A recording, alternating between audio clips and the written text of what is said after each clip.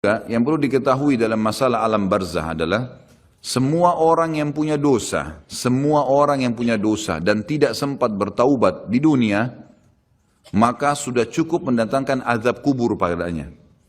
Walaupun dia belum tentu masuk ke neraka. Karena untuk masuk ke neraka harus ada timbangan amal hari kiamat. Beda kalau orang kafir dan orang musyrik. Orang munafik itu tidak ada lagi timbangan amal.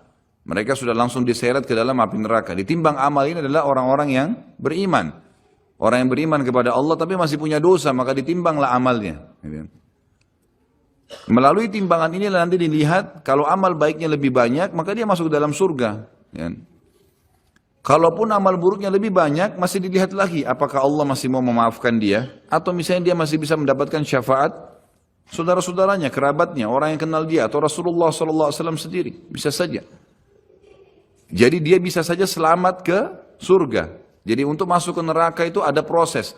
Tapi azab kubur nggak ada prosesnya. Siapapun meninggal punya dosa, teman-teman sekalian, hati-hati. Sekecil apapun dosa itu sudah cukup mendatangkan siksa kubur. Walaupun belum tentu dia masuk ke dalam api neraka. Jadi jangan dianggap remeh. Makanya kisah yang masyhur berhubungan dengan masalah ini adalah kisah Utsman bin Affan radhiyallahu anhu yang pernah menziarahi kuburan lalu terisak-isak menangis seperti anak kecil. Lalu beberapa teman-temannya di zaman khilafah beliau berkata, "Wahai Amir Mu'minin, kenapa anda menangis melihat kuburan? Padahal Nabi SAW sudah menjamin buat anda surga. Dan anda ini siapa? Terkenal anak mantunya Nabi SAW, ya, dapat jaminan surga. Nabi sebutkan lisannya langsung, Utsman di surga, dijamin. Bagaimana bisa anda menangis seperti ini?" Jawaban Utsman radhiyallahu anhu sangat bijak. Orang yang beriman dan berilmu punya jawaban yang tepat. Dia mengatakan Rasulullah SAW menjamin buat saya surga, tapi tidak menjamin saya selamat dari siksa kubur. Dari mana jaminan saya disiksa dulu di kubur? Nanti saya masuk surga, betul. Tapi di kubur disiksa dulu karena masih ada dosa. Maka pemahaman yang dikeluarkan oleh para ulama tentang tadi saya bilang, dosa itu sekecil apapun sudah cukup untuk membuat adanya siksaan, gitu kan? Itu karena pernyataan Utsman bin Affan yang menyebutkan statement tadi. Gitu kan? Jadi kita harus memahami poin ini teman-teman sekalian. Makanya jangan pernah tunda minta maaf sama orang. Jangan pernah tunda mengembalikan haknya orang lain. Jangan pernah menganggap remeh dosa-dosa kecil. Tidak boleh sama sekali. Karena kita akan lihat nanti salah satu penyebab azab kubur adalah tidak cebok pada saat kencing. Masalah kecil. Yang dianggap kecil oleh orang. Gitu kan? Banyak orang anggap remeh. Maaf, banyak saudara-saudara kita yang membawa taksi, kendaraan umum di luar sana, kemudian kadang-kadang kita lihat di pinggir jalan kebelet kencing, main mampir sembarangan saja, ya, kencing sembarangan, tidak membersihkan dirinya, ini berbahaya, penyebab azab kubur. Kata ulama, kalau kencing saja itu sudah menjadi penyebab, bagaimana dengan buang air besar? Bagaimana dengan orang junub tidak mandi? Bagaimana dengan hal-hal yang lebih besar lagi? Gitu kan? Karena memahami hukum-hukum syari seperti ini, kalau hal yang kecil saja dilarang, berarti hal yang besar lebih pantas untuk dilarang. Kalau hal kecil saja mendatangkan azab, berarti hal yang lebih besar lebih pantas mendatangkan azab. Jadi harus hati-hati, gitu kan? Kalau amal ibadah kecil kita kerjakan sudah besar pahalanya, bagaimana dengan amal yang wajib misalnya atau amal yang besar yang kita kerjakan? Kalau umrah fadilahnya besar, berarti haji lebih besar. Kalau sholat sunnah besar, tahajud, maka sholat 5 waktu lebih besar pahalanya, dan seterusnya. Jadi poin-poin ini dalam mukaddimah kita harus difahamin baik-baik, gitu kan? Terutama yang terakhir saya ucapkan tadi, hati-hati teman-teman sekalian. Saya juga tahu diri saya pasti punya salah, tapi saya mengajak diri saya dan jemaah sekalian untuk beristighfar kepada Allah, bertaubat. Jangan tunda pengembalian haknya orang lain, meminta maaf kalau punya kesalahan. Jangan tunda-tunda, jangan bilang nanti Idul Fitri baru saya minta maaf. Nggak ada perintah dalam agama seperti itu. Sebelum pejamkan mata nanti malam minta maaf semua. Dan orang cerdas adalah orang yang tidak menyiapkan musuh pada hari kiamat. Hati-hati. Jangan siapkan musuh siapapun dia. Jangan pernah caci maki orang lain, jangan pernah anggap remeh orang lain. Sampai Hasan Basri rahimahullah waktu ditanya tentang definisi tawadhu, apa itu tawadhu? Karena Nabi SAW mengatakan, jadi ulama-ulama di Irak sering kumpul membicarakan hal-hal yang mungkin bagi orang awam dianggap biasa gitu. Tapi bagi mereka bobotnya besar. Ulama-ulama Irak berkumpul dan Hasan Basri juga hadir situ rahimahumullah. Lalu mereka berkata, malam ini kita diskusikan tentang definisi tawadhu. Karena Nabi SAW mengatakan man tawadhu lillahi rafa'ahullah dalam hadis sahih riwayat Imam Ahmad dan Abu Daud. Siapa yang bertawadhu kepada Allah, merendah karena Allah, Allah akan angkat derajatnya.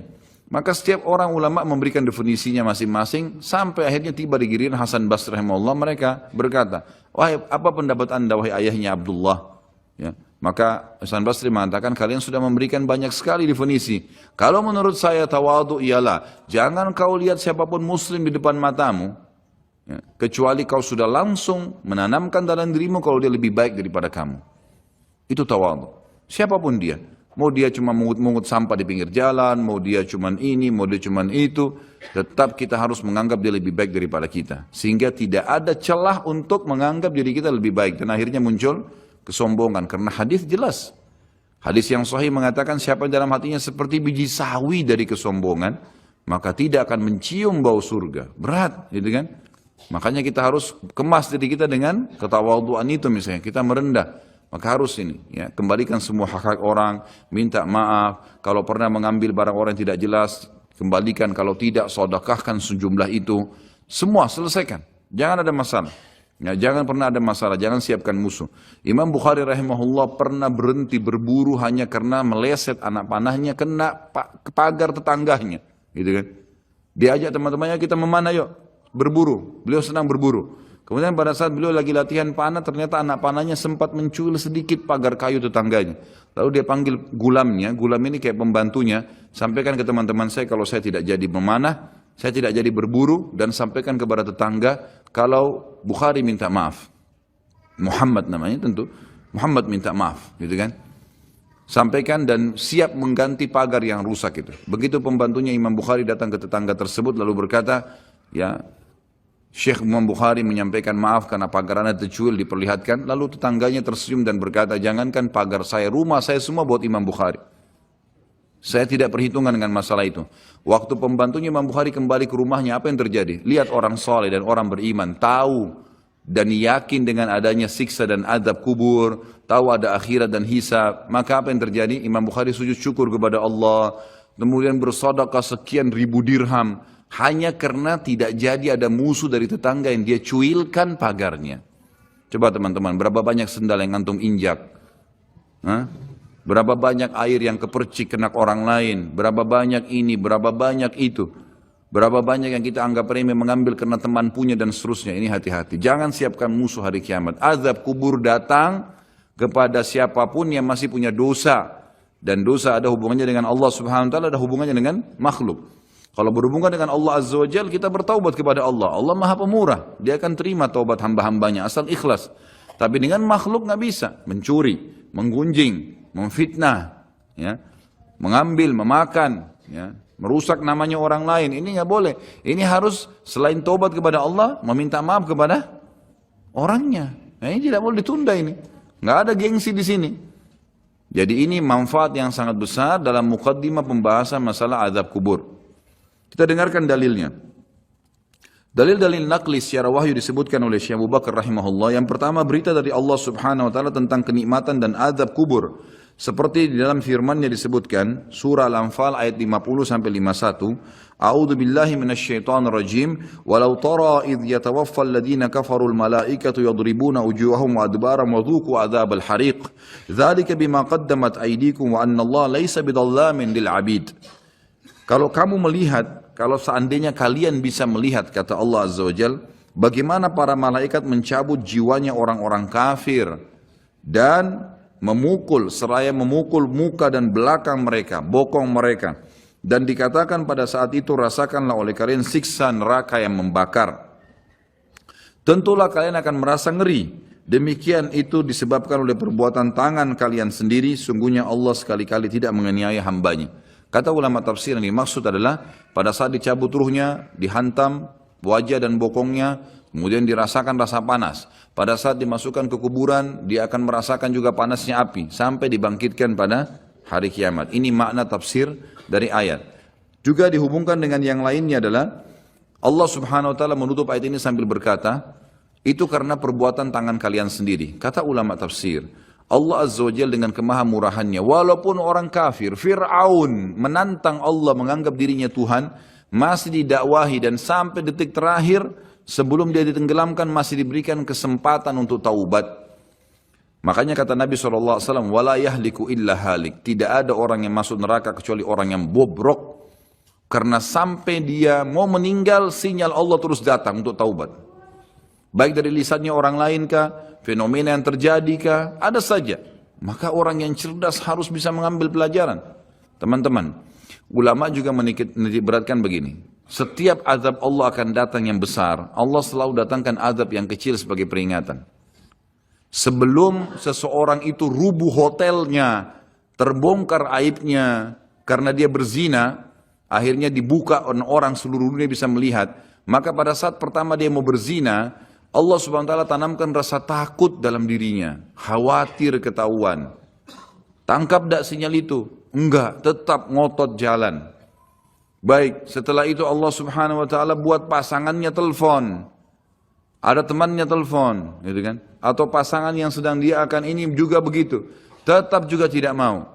Maka mungkin digerebek pada saat dia masuk di hotel, kemudian ketahuan, dipublikasikan oleh polisi, masih juga diulangin, maka sekalian Allah rubuhkan tempat itu dengan gempa, kemudian terbongkar lebih besar aibnya. Seperti pernah terjadi di Mesir begitu.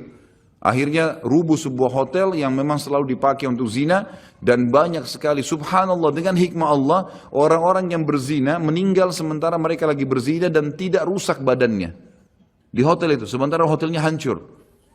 Allah datangkan azab yang besar setelah datang tahapan-tahapan yang kecil. Harus sadar. Allah juga datangkan keimanan yang sangat besar setelah kita berusaha mendatangi iman-iman yang kecil. Gitu kan? Berbuat dulu amal-amal soleh, nanti Allah akan datangkan keimanan. Terus kita jaga, akan datang keimanan yang besar sekalian. Yang akhirnya kita sudah betul-betul siap untuk berkorban di jalan Allah subhanahu wa ta'ala. Jadi ini yang dimaksud dengan firman Allah tadi, di penutupan ayat Al-Anfal ayat 51, itu adalah perbuatan tangan kalian sendiri. Sampai sebelum meninggal, sebenarnya kalian masih bisa selamat dari azab kubur, dari azab akhirat, dari siksaan malaikat dalam mencabut ruh, asal memang kalian dasarnya taubat. Kemudian firman Allah subhanahu wa ta'ala juga di dalam surah Al-An'am ayat 93 sampai 94. A'udzu billahi minasyaitonir rajim. Walau tara idz zalimuna fi gamaratil mauti wal malaikatu basitu aydihim akhriju anfusakum al yawma tujzauna adzabal huni bima kuntum taquluna 'ala Allahi ghairal haqqi wa kuntum an ayatihi tastakbirun. ولقد جئتمونا فرادا كما خلقناكم أول مرة وتركتم ما خولناكم وراء ظهوركم وما نرى معكم شفعاءكم الذين زعمتم أنهم فيكم شركاء لقد تقطع بينكم وضل عنكم ما كنتم تزعمون. Alangkah dahsyatnya sekiranya kalian bisa menyaksikan bagaimana orang-orang zalim. Zalim di sini kata ulama masuk kafir dan fasik. Fasik ini muslim, masih banyak dosanya, tidak sempat taubat. Kalau kalian bisa melihat bagaimana pada saat mereka berada dalam tekanan-tekanan sakaratil maut, proses dicabutnya ruh, sedang para malaikat memukul dengan tangannya sambil berkata, keluarkan nyawa kalian. Di hari itulah kalian akan dibalas dengan siksaan yang menghinakan. Siksaan mulai dari cambukan malaikat, masuk di alam barzakh, kemudian nanti di akhirat. Karena kamu selalu mengatakan terhadap Allah perkataan yang tidak benar, dan karena maksudnya setiap kali diingatkan ini Allah larang loh, nggak apa-apa, ini Allah perintahkan, ya sudah kamu aja yang kerjain. Selalu berkata yang tidak benar terhadap Allah. Dan juga kamu selalu menyombongkan diri terhadap ayat-ayatnya. Dan sesungguhnya kalian datang pada kami pada saat ini sendirian, sebagaimana kalian kami ciptakan pada mulanya. Dan kalian tinggalkan di belakang kalian di dunia apa yang telah kami karuniakan kepada kalian, rumah, kendaraan, harta dan seterusnya, dan kami tiada melihat beserta kalian pemberi syafaat yang kalian anggap bahwa mereka itu sekutu-sekutu Allah di antara kalian. Mana teman-teman, mana patung yang disembah, mana jimat yang dipakai, mana jin yang sering dipanggil. Kata Allah, tidak ada mereka semuanya. Sungguh telah terputuslah pertalian antara kalian dan telah lenyaplah dari kalian apa yang dahulu kalian anggap sebagai sekutu Allah. Ayat ini menjelaskan kepada kita ada proses kematian dan pindahnya ke alam barzah. Kemudian surah At-Taubah ayat 101 berbunyi, a'udzubillahi minasyaitonir rajim. Sanu'adzibuhum marrataini thumma yuradduna ila 'adzabin 'adzim. Nanti mereka akan kami siksa 2 kali, kemudian mereka akan dikembalikan pada azab yang besar. Di sini dimaksud kata ulama tafsir, kami akan berikan mereka azab 2 kali di alam barzah dan di alam akhirat bagi orang-orang yang kafir. Ya. Ini berarti penyebutan ada 2 kali siksa, di alam kubur ada siksa dan juga ada di akhirat nanti. Kemudian surah Ghafir ayat 46, ini cerita Allah SWT sampaikan tentang Fir'aun. Disiksa dulu di alam barzah, baru kemudian dimasukkan ke neraka. Jadi 2 kali juga diadab. A'udzu billahi minasyaitonir rajim. An-naru yu'raduna 'alaiha guduwan wa 'ashiyya wa yawma taqumus sa'atu adkhilu ala fir'auna ashaddal 'adzab. Kepada mereka ditampakkan neraka pada pagi dan petang di kuburannya. Dan pada hari terjadinya kiamat dikatakan kepada malaikat, masukkanlah keluarga Fir'aun dan kaumnya ke dalam azab yang sangat keras. Kata ulama tafsir, makna ayat ini jelas akan ada azab alam barzah ya, dan juga ada azab akhirat bagi Fir'aun atau orang yang kafir. Bagi orang-orang yang beriman, Allah Subhanahu wa Ta'ala akan memudahkan mereka menjawab pertanyaan malaikat di kuburan. Dan itu Allah sebutkan dalam surah Ibrahim ayat 27. Berarti ada proses di alam barzah. Kalau tadi orang-orang kafir dan fasik itu tersiksa, maka ini adalah orang-orang beriman bisa menjawab pertanyaan. Kata Allah Subhanahu wa Ta'ala, a'udzubillahi minasyaitonir rajim, yutsabbitullahu alladhina amanu bil qawli tsabit fil hayatid dunya wa fil akhirah wa yudillullahu adh-dhalimin wa yaf'alullahu ma yasha'. Allah meneguhkan iman orang-orang yang beriman dengan ucapan yang teguh di dalam kehidupan dunia dan di akhirat. Kata ulama tafsir, kehidupan dunia adalah orang-orang beriman kalau pelajari agamanya, setiap kali ditanya kenapa kamu sholat, kenapa kamu puasa, kenapa kamu jujur, kenapa kamu begini, maka dia bisa menjawabnya di dunia dan di akhirat. Kata ulama tafsir, akhirat adalah pertanyaan malaikat di kuburan dan juga nanti pada saat ditimbangan amal hari kiamat. Dan Allah menyesatkan orang-orang zalim dan berbuat apa yang dia kehendaki. Maksudnya orang-orang zalim tidak bisa menjawab pertanyaan malaikat di dalam kuburan. Ini semua ayat-ayat Al-Quran yang menjelaskan tentang adanya azab atau alam barzah, ada azab dan ada nikmatnya. Kita dengarkan hadis Nabi SAW. Poin kedua dalam kitab kita ini adalah informasi Rasulullah SAW mengenai hal itu.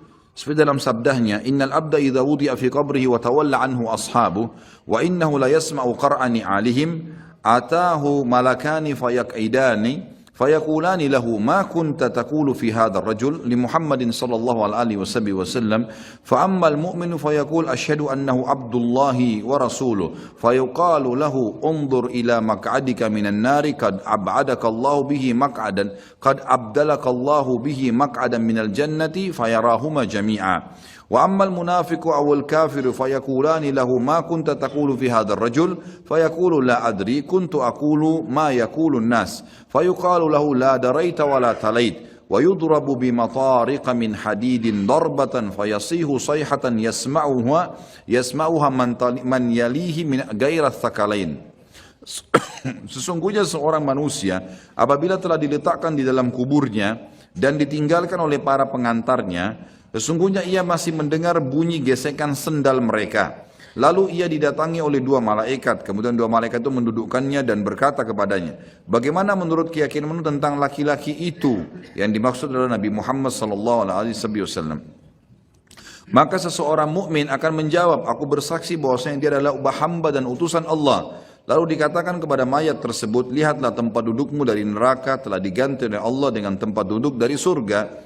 Si mayit pun melihat kedua tempat tersebut. Adapun terhadap orang munafik atau orang kafir, maka kedua malaikat akan bertanya kepadanya, bagaimana menurut keyakinanmu tentang laki-laki itu? Maksudnya Nabi Muhammad SAW. Maka ia akan menjawab, aku tidak tahu. Aku mengikuti apa yang diyakini banyak orang. Lalu dikatakan kepadanya, kamu tidak tahu dan juga tidak mengikutinya. Sambil dipukul 1 kali dengan palu yang terbuat dari besi, sehingga ia berteriak keras dan dapat didengar oleh semua makhluk kecuali jin dan manusia. Hadis ini riwayat Imam Bukhari.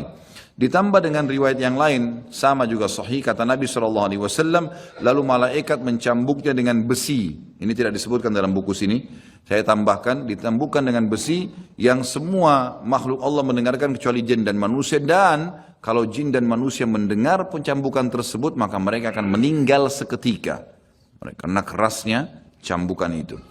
Hadis ini menjelaskan kepada kita tentang adanya azab kubur. Selanjutnya hadis Bukhari juga, di mana Nabi SAW bersabda, idza mata ahadukum urida alaihi maq'aduhu bil ghadati wal ashi In kana min ahlin nar fa min ahlin nar fayuqalu lahu hadha maq'aduka hatta yab'atsaka Allahu ila yaumil qiyamah. Apabila salah seorang dari kalian meninggal, maka ditampakkan kepadanya tempat duduknya di waktu pagi dan petang. Jika orang itu termasuk penghuni neraka, maka tempat duduknya dari penghuni neraka, lalu dikatakan kepadanya, inilah tempat dudukmu sampai Allah membangkitkanmu nanti pada hari kiamat. Jadi sambil disiksa, sambil diperlihatkan pada pagi dan sore hari tempatnya di api neraka. Perlu kita tahu juga, ulama memberikan gambaran setiap manusia, beriman atau kafir, mereka punya tempat di surga dan di neraka. Kita semua ini punya tempat di surga dan di neraka. Dua-duanya kita miliki. Fon diambil dulu. Jadi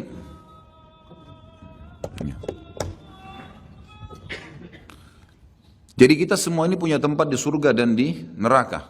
Punya tempat di surga dan di neraka. Kalau seseorang mukmin meninggal dunia, maka tempatnya di surga ditempati oleh dia dan tempat di neraka diberikan kepada orang kafir. Kalau dia meninggal dalam keadaan kafir, atau dia munafik, atau dia musyrik, kekal di api neraka, maka dia akan mendapatkan tempatnya di neraka dan tempat yang di surga diberikan kepada orang-orang yang beriman.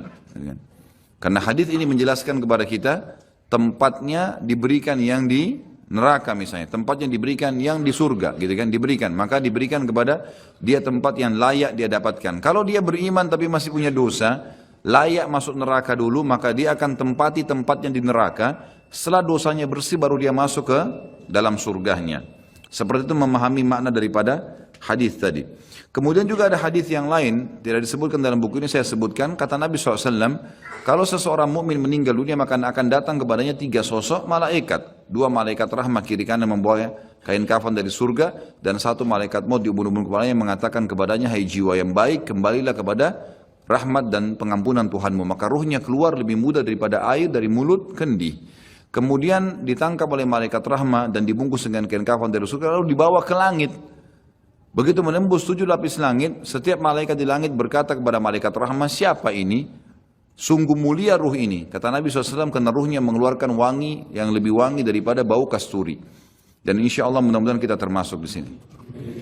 Lalu berkata Nabi SAW, semua malaikat berkata, semoga Allah membuat ruh ini lewat di sisi kami. Lalu sampai di langit ke-7, terdengar suara dari langit, ini tidak dijelaskan, Allah langsung yang menyampaikan atau malaikat yang menyampaikan pesan Allah. Maka dikatakan, catatkan hambaku ini termasuk penghuni surga, kembalikan dari dunia, di sana saya ciptakan, di sana pula saya akan bangkitkan. Diantarlah jenazahnya, ruhnya bersama jenazahnya diantar oleh kerabatnya, lalu 3 langkah pengantar masih meninggalkan tempat tersebut, dia masih mendengar suara sandal mereka. Sampai setelah 3 langkah, maka malaikat datang mendudukkan dia lalu bertanya, siapa Tuhanmu, siapa nabimu, apa kitabmu? Kalau dia orang mukmin, dia menjawab sebagaimana tadi dalam Al-Quran yang disebutkan dalilnya ya, yang dalam surah Ibrahim ayat 27 itu. Kata Nabi SAW, kalau kalian mau bacalah ayat itu, yuthabbitullahu alladhina amanu bil qawli tsabit fil hayatid dunya wa fil akhirah. Al-ayah. Allah akan tetapkan di lisan orang-orang beriman untuk menjawab pertanyaan di dunia dan juga di akhirat. Akhirat termasuk alam barzah. Maka dia jawab, Tuhanku Allah, Nabiku Muhammad, kitabku Al-Quran. Setelah itu dibukakan baginya pintu neraka. Dia ketakutan melihat azab, siksaan, orang teriak, api yang berkobar-kobar, luar biasa. Sebagaimana juga nanti akan kita bahas kalau membahas masalah neraka. Neraka itu nanti akan penuh, ya, akan penuh tergenang dengan nanah dan darah penghuni neraka. Dan akan menjadi minuman dan makanan penghuni neraka itu sendiri. Na'udzubillah. Maka dia ketakutan, lalu kata malaikat, lihatlah dari apa Allah selamatkan dirimu. Dulu kau bisa masuk sini, tapi karena kau patuh, kau beriman, beramal soleh, kau selamat. Ditutup, dibuka pintu surga, dayang-dayang, permadani, istana, buah-buahan. Dia kagum, kata malaikat, ini tempat kau sekarang. Maka dia pun berdoa mengatakan, ya Allah cepatkan waktu karena aku ingin masuk ke dalam surgaku. Lalu kemudian datang di sebelahnya orang yang tampan, bajunya bersih, badannya wangi. Lalu dia kagum mengatakan, siapa kamu ini? Kata dia, saya amal baik yang akan menemani kau sampai hari kiamat. Solat anda, ini hadir di majelis ilmu seperti ini, puasa, sedekah, bakti dengan orang tua, kerjakan saja itu sampai mati, insya Allah akan menemani kita di kuburan. Lalu kemudian, ya dia ditemani oleh amal tersebut, lalu Allah SWT berfirman, kata Nabi SAW, lalu Allah berfirman berkata kepada para malaikat, lapangkan kuburan hambaku ini seluas pandangan matanya. Dan ya bukalah jalannya supaya dia bisa lihat tempatnya di surga, karena dia belum bisa masuk setiap pagi dan petang hari. Lalu jadilah kuburannya taman dari taman surga. Gitu. Kemudian sebaliknya kalau orang fasik atau orang kafir, fasik orang yang banyak dosanya, tidak sempat taubat tadi, dan orang kafir, prosesnya sama, datang malaikat maut diubun-ubun kepalanya dan dua malaikat kiri kanan azab, penyiksa bawa kain kafan dari neraka, lalu malaikat maut berkata, hai jiwa yang busuk keluar kepada murka Tuhanmu. Maka dia berserakan di tubuhnya nggak mau keluar, malaikat pun menarik dengan keras sambil berkata, kau pasti akan keluar. Maka ditariklah dengan keras seperti bulu domba yang dibasahkan, dililitkan di pohon berduri lalu ditarik dengan keras sehingga berantakan bulu domba itu. Lalu dibungkus dengan kain kafan dari neraka, dibawa ke langit, baru di langit pertama semua malaikat nolak, tidak ada yang mau menerimanya. Sambil berkata kepada malaikat azab, ruhnya siapa ini? Sungguh buruk ruh ini. Kata Nabi SAW, karena ruh itu mengeluarkan bau yang lebih busuk daripada bau bangkai. Lalu kemudian, ya, kata Nabi SAW, terdengar suara dari langit, Allah berfirman, catatkan hambaku ini termasuk penghuni neraka. Kembalikan dia di dunia, di sana saya ciptakan, di sana pula saya akan bangkitkan. Dikembalikan bersamaan jasadnya diantar oleh kerabatnya. Kemudian pada saat mereka melangkah 3 langkah masih dengar suara sendalnya. Lalu datang malaikat menundukkan dia, menanyakan siapa Tuhanmu, siapa Nabimu, apa kitabmu. Kalaupun dia orang muslim hafal mati, tetap jawabannya sama. Innama aqulu kama kana yaqulun nas. Saya nggak tahu, saya cuma ikut-ikut dulu orang bilang apa. Dibukakan baginya pintu surga, dayang-dayangnya, permadadinya, semua fasilitas yang luar biasa. Dia kagum, kemudian malaikat mengatakan, lihat dari apa kamu haramkan dirimu. Kamu bisa masuk sini, tapi kamu yang tidak mau. Ya. Lalu ditutup, dibuka pintu neraka, azab, teriak-teriak orang yang disiksa. Lalu dia ketakutan, kata malaikat, ini tempat kamu sekarang, tidak bisa kamu lari darinya. Maka dia berdoa mengatakan, ya Allah jangan cepatkan waktu karena aku tidak ingin masuk ke dalam nerakaku. Datang di sebelahnya orang yang tampangnya buruk, badannya tidak baik, menakutkan. Lalu dia mengatakan, siapa kamu ini? Dia mengatakan, saya amal burukmu yang menemani kau sampai hari kiamat. Zinahnya, dustanya, ribanya, durhaka dengan orang tua. Ini semua perbuatan buruk. Harus taubat, kalau tidak akan menemani di kuburan. Na'udzubillah. Lalu kemudian kata Nabi SAW menutupan hadis Bukhari, Allah mengutus kepadanya malaikat yang tidak punya pendengaran dan penglihatan, yang membawa besi, sebuah besi. Kalau besi itu seluruh jin dan manusia bersatu untuk membalikkan saja, mereka tidak akan mampu.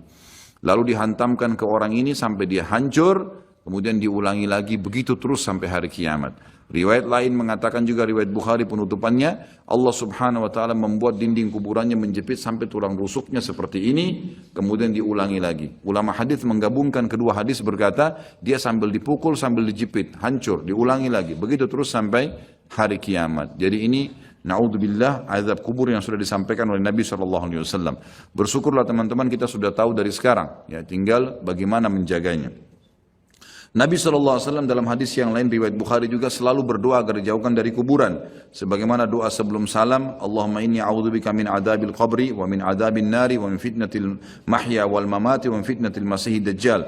Ya Allah, sungguhnya aku berlindung kepadamu dari adab kubur, dari adab neraka, dari cobaan fitnah kehidupan dan kematian, serta dari fitnah masih dajjal. Dalil terakhir kita baca, baru kemudian azan. Adalah saat Nabi SAW melewati 2 kuburan. Di dalam hadis Bukhari juga, beliau bersabda, lewati kuburan tersebut, innahuma yu'adzabani wa ma yu'adzabani min kabir. Kedua penghuni kuburan ini sedang disiksa, dan mereka disiksa bukan pada hal yang dianggap besar oleh manusia.